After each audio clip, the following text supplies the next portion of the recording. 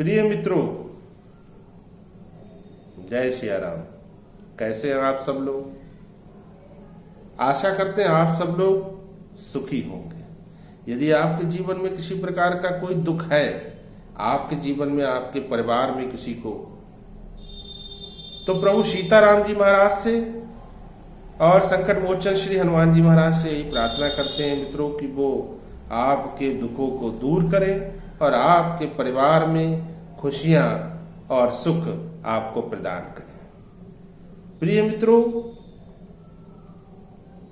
जीवन में अवसर की प्रधानता होती है, अपॉर्चुनिटीज का मिलना और साथ में उस अपॉर्चुनिटी का लाभ उठा लेना कितना महत्वपूर्ण होता है कि हमको कोई मौका मिला, हम उस मौके को यदि कैश कर लेते हैं तो जीवन में फिर हम ऐश कर लेते हैं, और यदि उसको लूज कर देते हैं तो अपनी जिंदगी को मित्रों हम डिफ्यूज कर देते हैं।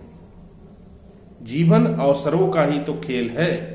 थोड़ा सा पीछे के समय की तरफ आप यदि देखेंगे तो आप पाएंगे कि आपको कब कब कौन कौन से मौके मिले जो आप कैश नहीं कर पाए। यदि कैश किया होता तो आज जीवन का जो स्वरूप है वो कुछ अलग ही होता। मित्रों, ये जो मौके हैं ये कौन देता है? ये आपके कुंडली का 11वां भाव ही तो है जो आपको ये मौके प्रदान करता है। यदि आपका 11वां भाव जो आपका लाभ भाव है, लाभ और हानि, प्रॉफिट एंड लॉस, इसको तो सब लोग समझते हैं। 11वां भाव आपका लाभ भाव है, आय का घर है। यदि इसके अंदर अशुभ फल देने वाले ग्रह बैठ जाएं, तब फिर लाभ कैसे होगा? कैसे आपको अवसर मिलेंगे? कैसे आप उनको कैश कर पाएंगे? शनि का कारकत्व है यहां पर, यानी शनि यहां का मूल अधिकारी है। कुंडली में शनि को भी देखना पड़ता है कि शनि किस प्रकार का फल कर रहा है। यदि इसी भाव के अंदर बैठे हैं तो जातक को जीवन में फिर अवसरों की भरमार रहेगी। यदि इस भाव में नहीं बैठे हैं शनि, और शनि के शत्रु सूर्य चंद्र यहां पर को यदि बैठे हैं, क्योंकि बहुत खराब फल करते हैं यहां पर बैठकर, एकादश में सूर्य और एकादश में चंद्रमा अशुभ फल प्रदान करते हैं।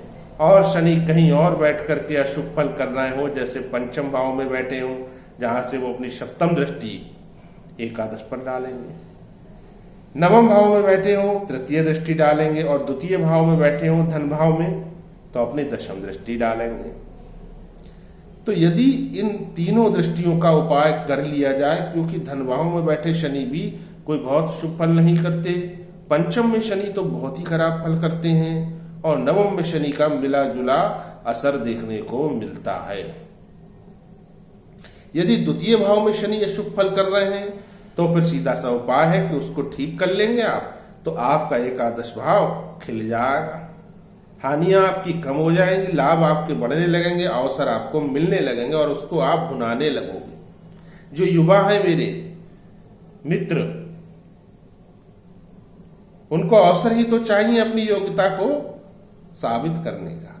तो द्वितीय भाव में बैठे शनि के लिए यहां पर जातक को शनि संबंधित चीजों को मंदिर में को पहुंचाना होता है। बहुत ही प्रभावशाली ये उपाय है। शनि दोष रहित हो जाते हैं, और न केवल व्यक्ति का धन भाव खिलता है बल्कि उसका एकादश भाव भी फिर बहुत अच्छा हो जाता है। पंचम में बैठे शनि कैरियर में बहुत बाधाएं डालते हैं, संतान उत्पत्ति में बहुत बाधाएं डालते हैं, जातक के शरीर पर बहुत संकट पैदा करते हैं। उस कंडीशन में जातक को बादाम वाला उपाय करना चाहिए, साल में एक बार कर लेना चाहिए। 10 बादाम उसको मैं छिलके के शनिवार के दिन मंदिर लेकर जाने, गणेश जी के चरणों में रखने और उसमें से 5 बादाम उठा करके ला करके अपने घर रख लेने हैं।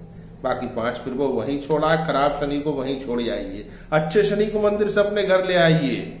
शनि आपको शुभ फल देने लगेंगे, एकादश भाव भी आपका खिल जाएगा, क्योंकि शनि का यहाँ पर को अच्छा होना आपके लाभ को बढ़ाएगा मित्रों। और शनि कहीं पर भी बैठकर यदि खराबी कर रहे हैं तो आपके लाभ निश्चित रूप से कम होते जाएंगे, मौके आपको मिलेंगे नहीं, और मिलेंगे तो आप उसको भुना नहीं पाएंगे मित्रों। प्रिय मित्रों, आप केवल अपने शनि को देखिए, आपके लाभ बढ़ने लगेंगे। एकादश भाव और द्वितीय भाव धन भाव और सप्तम भाव, यही तो 3 भाव होते हैं जिस पर व्यक्ति की किस्मत का झूला झूलता है। द्वितीय भाव धन के कोष को दर्शाता है, परिवार में कितना धन होगा। सप्तम भाव व्यक्ति की किस्मत का फैलाव है कि किस्मत कितनी बड़ी उसको मिली है, कितनी लंबी चौड़ी किस्मत का खेलने का मैदान मिला है, जहां पर कि वो अपनी योग्यता से धन उपार्जित कर सकता है और किस काम में उसको कितनी लाभ हानि हो सकती है, इसका निर्धारण मित्रों एकादश भाव से ही होता है। बहुत महत्वपूर्ण भाव होता है, इसको ठीक करना प्रत्येक जातक के लिए नितांत आवश्यक है। शनि संबंधित उपाय मैंने आपको यहाँ पर बतलाया। यदि सूर्य चंद्र भी वहां पर बैठे हों तो उसके अलग उपाय होते हैं मित्रों, उनको भी देखना आवश्यक होता है। अब एक बहुत महत्वपूर्ण बात और आपको यहाँ बतला देते हैं। देखिए मित्रों, चूंकि मैंने आपको बतलाया कि एकादश भाव लाभ भाव है, तो यहां पर कुछ जो भी राशि होगी जो प्रत्येक कुंडली में अलग अलग ही होती है, कोई भी राशि यहां पर हो सकती है। उस राशि के जो लॉर्ड होंगे अर्थात जो स्वामी होंगे वही आपके लाभेश होंगे।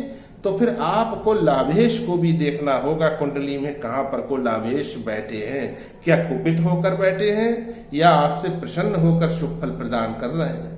उनके उपाय भी बहुत जरूरी यहाँ पर को हो जाते हैं। ये व्यक्ति की अलग अलग कुंडली में अलग अलग तरीके से होते हैं।